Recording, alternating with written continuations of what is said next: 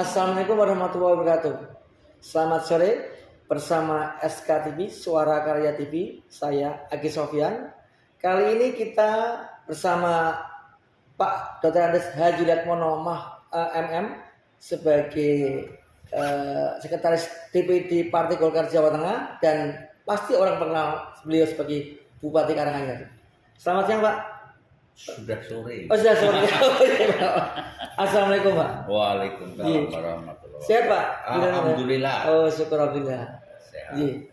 Terima kasih Pak sudah diberi waktu dengan sedemikian padatnya panjenengan mengelola Karanganyar 2 periode dan sekarang dipercaya sebagai Sekretaris DPD Partai Golkar Jawa Tengah. Nah ini pada kesempatan hari ini kita ingin mengulik bagaimana Pak Latmono ini akan mengemas Partai Golkar sesuai dengan perintah dari Pak Ketum Erlangga Hartarto menjadikan Jawa Tengah sebagai kembali lumbung Partai Golkar. Bagaimana Pak Latmono melihat atau tertantang kemarin Pak Ketum hadir di kantor DPD Partai Golkar, kebanggaan Kiai Sareh ini bisa memberikan trigger kepada seluruh kader Jawa Tengah beringin agar bisa bangkit lagi. Silakan Pak. Pertama itu sebuah peluang ya. Peluang untuk bagaimana bisa kembali merebut kejayaan pernah menang di Jawa Tengah. Lumbung suara Partai Golkar salah satunya memang di Provinsi Jawa Tengah. Peluangnya terbuka. Juga tantangan yang cukup berat dari peta politik kondisi di Jawa Tengah. Oleh karena diperlukan strategi yang baik agar harapan Bapak Ketua Umum, tentu juga harapan publik bagaimana Golkar kembali memenangi kontestasi Pileg nanti di 2024 juga sekaligus tentu amanah partai kan tanggung jawabnya juga memenangkan calon presiden. Betul. Dan calon presiden yang sudah diputuskan oleh musyawarah nasional kan Pak Ketua Umum Pak Erlangga Hartarto. Kita harus mendorong, mensosialisasikan gagasan-gagasan pikiran-pikirannya dan gagasan pikiran-pikiran beliau sebagai capres ini kita tentu berharap banyak supaya memiliki efek yang punya keterikatan elektoral. Jadi sekaligus bangga dengan sosok capresnya, juga senang kepada partainya. Ini salah satu strategi yang mesti harus diperankan untuk bagaimana bisa merebut kemenangan kembali. Ini dua hal yang mesti harus terus dipadukan ya, tidak boleh dipisah. Karena berpartai memang bagaimana punya sosok capres yang baik. Dan beliau orang baik ya, pekerja keras, teknokrat di bidang perekonomian. Tentu kalau ini disosialisasikan secara serius terus menerus, masyarakat Indonesia sudah mesti harus mulai tahu bahwa kinerja beliau cukup mumpuni dan cukup bisa keluar Indonesia dari COVID-19 kan salah satunya juga peran besar dari beliau. Nah secara partai politik kami mendapatkan kepercayaan sama teman-teman di Jawa Tengah ya terus konsolidasi, mempersiapkan sebaik mungkin infrastruktur partai. Harus betul-betul sampai di tingkat desa. Sekarang sedang progres untuk persiapan pendaftaran parpol peserta pemilu. Ini kan salah satu mesin yang harus terus diamati ya, disemangati. Dan konsolidasi partai hingga di tingkat masyarakat, tingkat desa.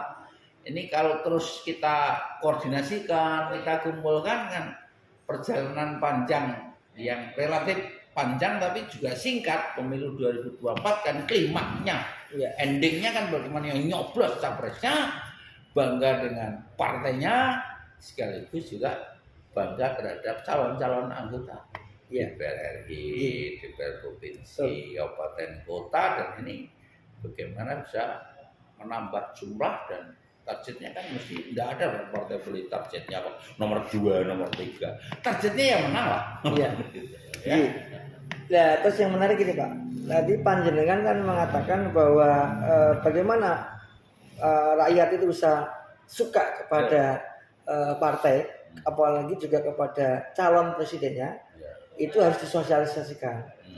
Kalau bisa kami bertanya Pak dengan Pak Yudatmono, bagaimana?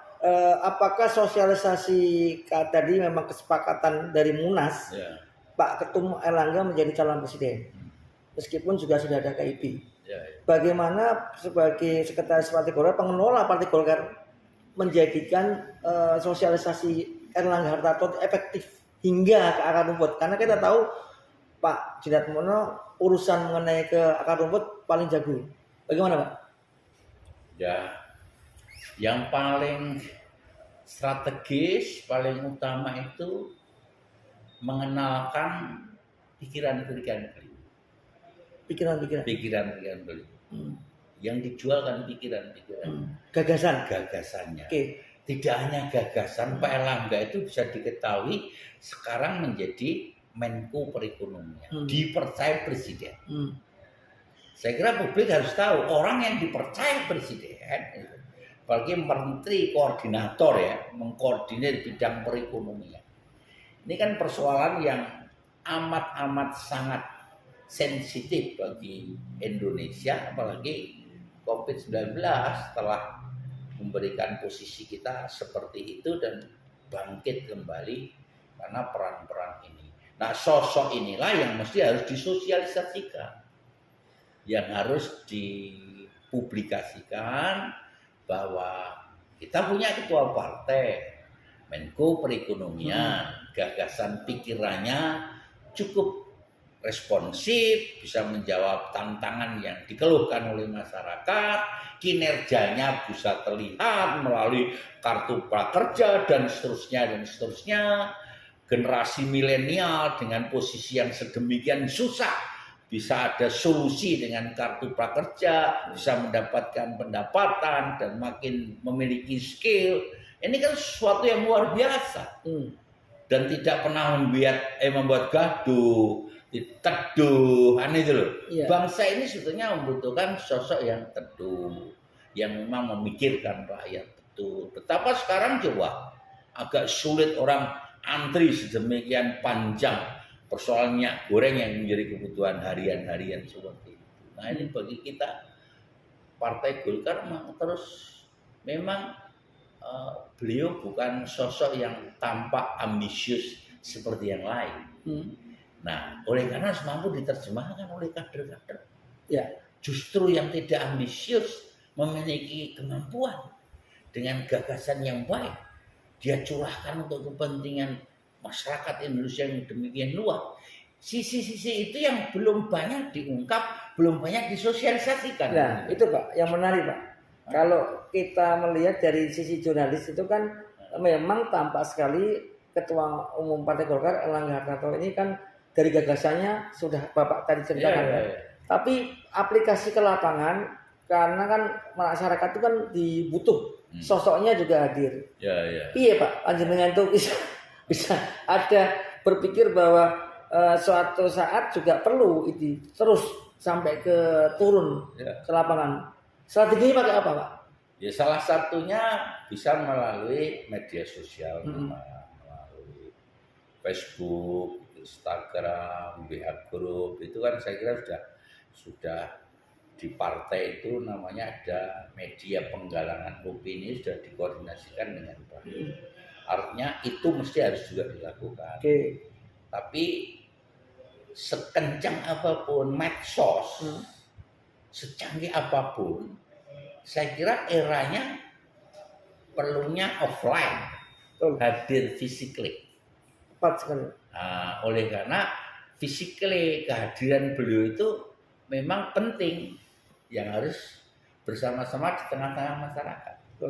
Nah, harapan kita tentu partai jauh lebih bangga, lebih senang waktu yang disediakan Pak Erlangga ini mesti harus lebih besar untuk mencurahkan dirinya untuk tampil hadir bersama rakyat di tengah-tengah masyarakat. Ini saya kira yang mesti harus terus dilakukan sambil menunggu waktu yang masih relatif cukup tersedia, yang masih lama. Iya. Fisiknya harus memang dibutuhkan di tengah-tengah masyarakat. Itu menjadi salah satu hal penting ya. Hal penting menurut saya mesti harus dipadukan antara waktu beliau dengan organisasi partai politik ini dengan masyarakat. Karena kan grassroots kita sudah ada di desa. Jika diorganisir, ditata skedulnya dengan baik, kalau beliau tampil sekalipun waktunya mungkin tidak terlalu lama, ini kan masyarakat sudah tahu.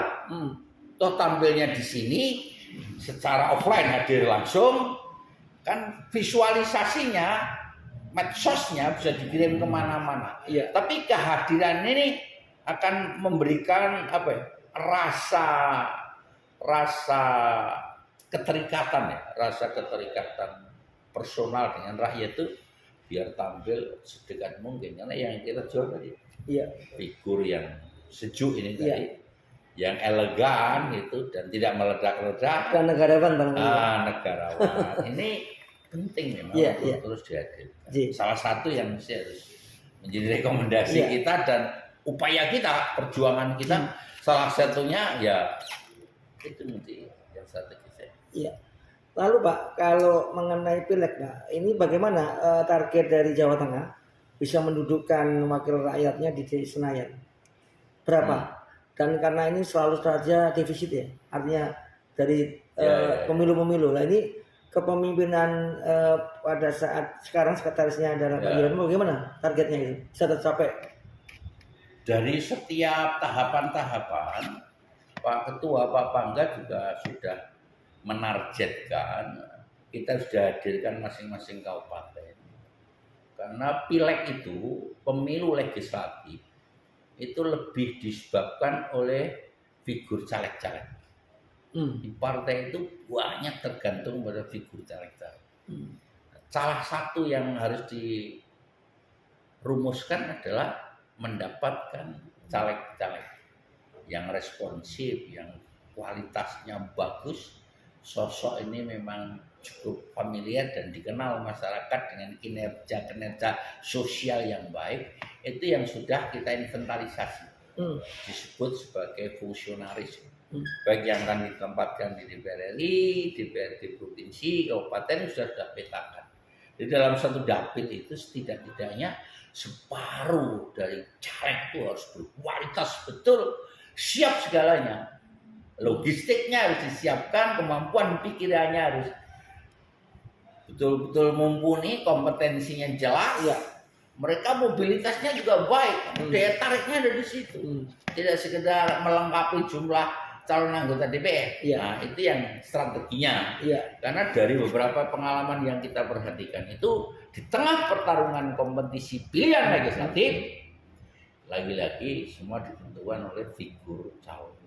Berapa Pak targetnya untuk? Ya target minimal yang kita rumuskan kemarin kan bisa naik 50%-nya. Kalau 100 ya bisa bagaimana mendapatkan tambahan 25. Kan gitu loh. Itu kan 50% dari apa yang sudah diperoleh sekarang. Kalau kita kemarin misalnya mendapatkan kursi DPR itu 11 misalnya, besok bagaimana minimal bisa 15. Gitu loh.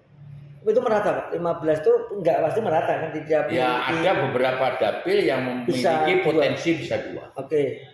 Yang tidak bagaimana ada 1 kan gitu loh. Itu kalau sekarang memang 1 ada yang tidak ya? Ada 1. Di dapil mana? Dapil 1. Enggak ada. Oh ya, Kota Semarang ya. Kota Semarang.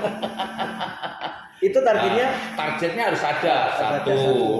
Di dapil lain bisa diperoleh tambahan kursi lagi sehingga dari 11 itu harapan kita bisa menjadi 15 target minimal. Iya iya. Tapi kan selalu politik itu ditentukan oleh ketidakpastian, keterkejutan situasi kadang-kadang. Nah, maka harus kita siapkan ini. Iya.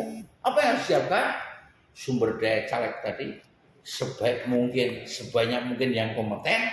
Saat nanti ada limpahan situasional pada saat coblosan itu yang kita siapkan. Iya betul. Nah, kalau ini tidak disiapkan, saat orang seneng-senengnya situasi sangat berpihak pada Golkar, calegnya kurang bagus, ini bisa lari lagi Iya, gitu loh. betul, betul. Nah itu yang kita ban serepnya kita siapkan itu loh. Ada keterkejutan situasi yang pada saat pemilu itu sering tampak, sering muncul gitu, kan? Sering muncul. Nah kemudian Pak Jilatmono bicara mengenai tadi sudah Jawa Tengah, kita akan mengerucut ke dapil Jawa Tengah 4, ya kan? Yang ada di situ adalah Kabupaten Karanganyar, kemudian Wonogiri dan Sragen yang ada menjadi kalau tidak salah Pak Jilatmono akan digadang-gadang menjadi calon legislatif potensial, karena 2 periode bupati sudah selesai. Nah ini bagaimana Pak? Ini supaya ada daya tariknya dan targetnya apakah cuma 1? Kalau yang sekarang kan 1 ya Pak ya? Nah, bagaimana Pak? Kalau target di situ kita tetapkan 2. Oh sudah ditetapkan itu? Iya, sudah 2. Oke. Ini bagaimanapun kita ingin ini ada 2 kursi. Tidak terlalu sulit kalau dapil Jateng 4 ya? Menurut saya dari pemetaan itu tidak terlalu sulit. Meskipun itu adalah, mohon maaf, persebelahan Jateng 4 itu adalah adalah di mana partai tetangga kita. Saya kira tidak boleh terpengaruh oleh itu semuanya. Dan potensinya ada. Oleh karena saya terus juga lakukan komunikasi dengan semua masyarakat luas dari 3 kabupaten ini. Kami ingin ada tambahan 1 kursi, gitu loh. Nah, Bu Maria yang sudah ada di situ ya saya suruh bekerja keras dengan baik. Toh pemilih itu kan memiliki kesukaan sendiri-sendiri. Tapi kesukaan itu harus dibangun kesukaan bersama Partai Golkar. Soal memilih orang itu nanti dulu. Tapi orang harus senang dulu pada Partai Golkar. Dan saya petakan ini mestinya ada peluang dan tidak terlalu sulit. Nah, kami juga tidak tinggal diam. Saya justru mengoptimalkan peran-peran ini sebanyak mungkin supaya ya bisa lancar dengan target 2 kursi itu. Ini peluangnya ada. Kecuali kalau tidak ada peluang. Kemarin itu mestinya juga kurangnya tidak terlalu banyak untuk mendapatkan kursi yang berikutnya gitu loh. Iya. Pak kalau lihat dari misalnya kabupaten Karanganyar, kemudian Sragen, kemudian Wonogiri, mungkinkah nggak dalam 1 kabupaten itu bisa mendulang suara untuk suara terbanyak buat Partai Golkar dan calegnya? Bisa nggak kalau panjenengan kan sebagai pimpinan wilayah dan juga pemimpin Partai Golkar Jawa Tengah bisa ya? Insya Allah. Taruhlah misalnya Karanganyar saja. Panjenengan menguasai di situ, kemudian Bu Endang di Wonogiri, katakanlah Sragen siapa gitu ya? Mungkin ya Pak ya? Mungkin. Oleh karena saya lihat, saya amati gitu, mungkin di Karanganyar ini bisa optimal, bisa maksimal. Kebetulan di Jawa Tengah ini kursi kabupaten juga paling besar, 12 kursi di kabupaten. Partai PDI Perjuangan juga hanya 13 kursi di Kabupaten Karanganyar. Berarti listnya ya 3.000 waktu itu. Jadi jawarannya, kampiyungnya adalah Golkar ya. Kabupaten ya berapa Pak? 12 kursi. 12 kursi. Iya. PDIP 13 kursi. Kalau ini basis yang harus dijaga dan dipertahankan, justru makin kerja keras. Ini kan mesti menambah. Nggak mungkin berkurang. Iya. Calegnya akan jauh lebih banyak lagi. Semakin militan ya. Semakin militan, semakin tambah. Saya meyakini itu. Karena pekerjaan-pekerjaan yang sudah dilakukan oleh kader-kader, saya juga terus menyapa masyarakat itu sambil berada di tengah-tengah masyarakat terus itu, ya cara berterima kasihnya bantulah milih Golkar. Itu cara berterima kasih agar kebaikan itu berkelanjutan. tidak boleh ada keterputusan gitu loh. Iya. Berbuat baik itu kan balasannya juga harus baik. Supaya bertahan dalam kebaikan itu, yuk disungkuyung aja Golkar ini. Sengkuyung ya. Bareng-bareng Iya. gitu loh. Pak, yang menarik Pak Yudhatmono ini kan tentunya punya kunci sukses untuk bisa tadi di antara sekian daerah dapil di Jawa Tengah itu kan Golkarnya kan waktu itu kan merosot. Tapi kok panjenengan untuk bisa mendapatkan yang cukup bagus itu bagaimana? Kuncinya apa sih Pak? Yakin saja. Yakin. Keyakinan, tapi juga adalah ini ya Pak ya. Keyakinan itu kan modal. Kita terus berjuang berikhtiar. Kalau tidak ada keyakinan mungkin juga sudah patah di tengah jalan, kurang optimal. Yang kedua, kita kan mesti harus membangun cara berpikir yang baik bagi semuanya. Yang harus dibuka adalah cara berpikir. Tidak boleh terlalu dikungkung oleh fanatisme kegolkarannya. Oh gitu. Kita ini Golkar fanatik pilihannya, iya, gitu loh. Iya. Tapi kan harus cair dengan yang lain. Oh. Kalau cair dengan yang lain ini setelah tahu gagasan-gagasannya, toh juga tidak melukai siapapun. Kalau Anda memilih, menyalurkan suaranya Golkar kan juga sah-sah saja dan bagus. Bertemannya makin banyak. Iya. Nah, itu ya sering, salah satu kuncinya ya. Sering banyak saya jumpa itu terlalu fanatik. Eksklusif itu maksudnya. Mungkin ya. Eksklusif ya, bahasa eksklusif itu yang membuat jadi kurang membuka ruang bagi yang lain, bahkan sudah skeptis. Dia milih yang lain enggak mungkin. Itu yang keliru. Itu yang sering diskusi dengan banyak orang dengan banyak pilihan tuh lama-lama secara pribadi punya ketertarikan yang sama-sama punya visi. Iya. Oh cocok. Kenapa mesti beda seperti ini? Jauh lebih optimal kalau kita yuk bergabung bareng-bareng, saya bantu Golkar misalnya, dan itu saya buktikan gitu loh. Saya mendekati siapapun. Kalau dilihat dari statistik politik kan agak sulit. Iya. Tidak mungkin kan pikirannya orang begitu. Tapi kan memilih pribadi. Iya. Kalau bupati memilih pribadi sebagai kader Golkar. Kan saya harus baik dengan siapapun. Ya. Nah, Iya. tapi kan dari pertemanan, dari kinerja, toh kemudian banyak yang akhirnya ikut membantu Golkar. Iya. Nyaman juga, tidak terganggu juga. Iya. Kan gitu. Jadi sederhana Pak ya. Itu aja. Di lapangan itu aja. Jadi Pak Yudhatmono, tadi kan panjenengan menceritakan bahwa kiatnya, kunci suksesnya Pak Yudhatmono mendapatkan simpati rakyat masyarakat di Karanganyar itu sebagai orang yang tidak eksklusif, kader Golkar yang tidak eksklusif, tidak harus eksklusif. Iya. Tapi belakangan kan pernah dulu Pak Yudhatmono pernah ada semacam statement kontroversi lah. Itu bagaimana Pak? Apakah itu sekedar gimmick ataukah apa strategi Bapak? Tapi ternyata masyarakat Karanganyar juga nggak jengkel, nggak kesel sama bupatinya, tetap aja cinta. Pripun itu Pak?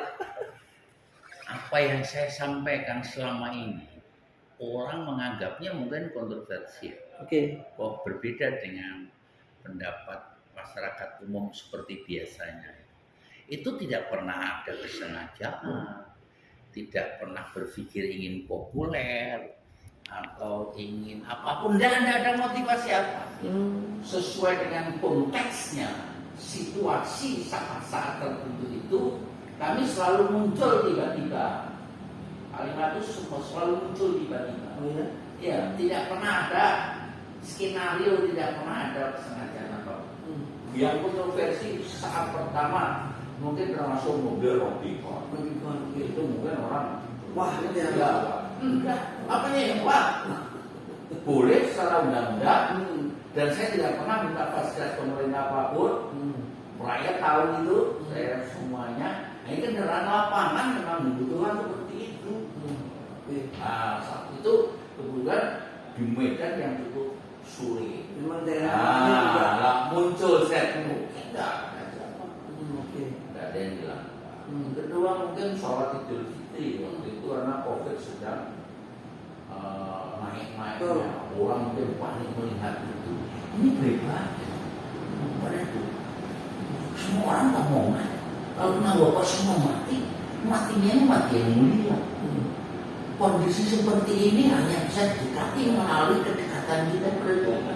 Toh semua berusul. Yuk kita sama-sama di tengah terbuka. Mesti juga malah sehat sambil berdoa kan bagus.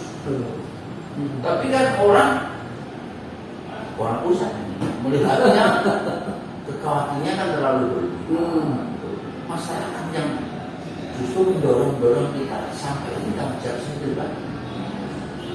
bukan atas nama lembaga. Akhirnya korek pandang itu apa tetap saya minta di rumah masing-masing. Saya kan suka mimpi sama masyarakat. Tidak boleh semua dalam ketakutan. Ada yang harus membangun keberanian supaya mindsetnya itu tidak terlalu drop. Itu kan juga ilmunya juga spontan semuanya. Yang kedua juga saya ngomong viral yang terakhir itu di tempat kejahatan. Saya memberikan jangan pada manten. Anggap aja tidak ada. Ini semua karena pikiran kita. Nah karena ada yang mengambil videonya di shooting kegiatan resepsi pernikahan, itu tidak tahu itu sudah muncul di mana-mana. Tempatnya nggak pernah terganggu kan? Tidak pernah terganggu. Isi goalnya aja kan? Enggak. Karena yakinnya niat saya itu saya harus menguatkan hati masyarakat kita, jangan membuat mereka ketakutan yang berlebihan. Itu membuat mereka juga nyalinya lebih kuat. Gitu. Lah bicara mengenai menguatkan dan supaya punya nyali, saya ingin tahu, ingin mendengar pesan-pesan moral kepada kader Golkar di Jawa Tengah agar kuat, juga punya daya juang yang tinggi, bisa memenangkan Golkar menjadi lumbung kemenangan yang memupati lumbung Golkar di Jawa Tengah. Monggo Pak. Di Pancabakti Partai Golkar, ikrarnya itu yang pertama adalah kami warga Partai Golkar adalah insan yang percaya dan takwa pada Tuhan Yang Maha Kuasa. Perjuangan itu harus dilandasi pertama keyakinan. Jangan berjuang tidak memiliki keyakinan yang kuat. Apa yang diperjuangkan? Nilai-nilai yang kuat. Berserah diri pada Tuhan. Toh semua yang membolak-balikkan hati, yang memberikan anugerah, memberikan kebaikan kepada Tuhan. Jadi yang pertama saya mendorong semuanya untuk memiliki keyakinan yang kuat. Apapun keyakinan, agama yang dianutnya, yakinlah semua perjuangan tidak ada yang sia-sia. Kedua, berpikir yang selalu positif. Siapapun berpartai memang banyak intrik, banyak hal-hal yang mungkin sering orang melihat mungkin tidak pantas macam-macam, tetapi positif berpikir itu akan mengurangi kekhawatiran. Berpikirlah yang selalu positif pada siapapun, karena perjuangan kita dilandasi oleh keyakinan positif. Cara berpikirnya ini akan membuat semua orang menjadi nyaman, senang, dan tidak perlu menilai apapun. Yuk kita berjuang terus. Saya yakin berpikir yang positif, tentu orientasinya juga berikan yang terbaik yang bisa kita bantu pada siapapun dalam berpolitik ini mulia. Kalau sampai politik diisi oleh orang-orang yang tidak punya nilai-nilai, akan berbeda hasil yang diperoleh dari perjuangan. Mendapatkan kader-kader yang baik, keyakinan yang baik, berpikir yang positif. Insya Allah semuanya akan memberikan manfaat bagi semua. Baik Pak. Baik, terima kasih Pak. Waduh, ini salah satu hal yang bisa memberikan rasa empati, juga mendapat motivasi dari kader terbaik Jawa Tengah untuk Golkarnya. Ya Pak. Amin. Jadi, demikian Pak. Nanti kita tutup bersama podcast Suara TV kali ini dengan Pak Diatmono sebagai Bupati Karanganyar dan sebagai Sekretaris DPD Partai Golkar sangat memberikan satu inspirasi, memberikan satu motivasi bahwa kader Partai Golkar Jawa Tengah harus yakin memberikan yang terbaik buat rakyat untuk mencapai kemenangan di 2004 dan mengantarkan Ketua Umum Partai Golkar karena Harto menjadi Presiden Republik Indonesia di 2024. Demikian Pak ya? Siap. Ya. Semoga diberikan ridho sama Allah. Amin. Amin. Pamit Pak. Ya. Ya.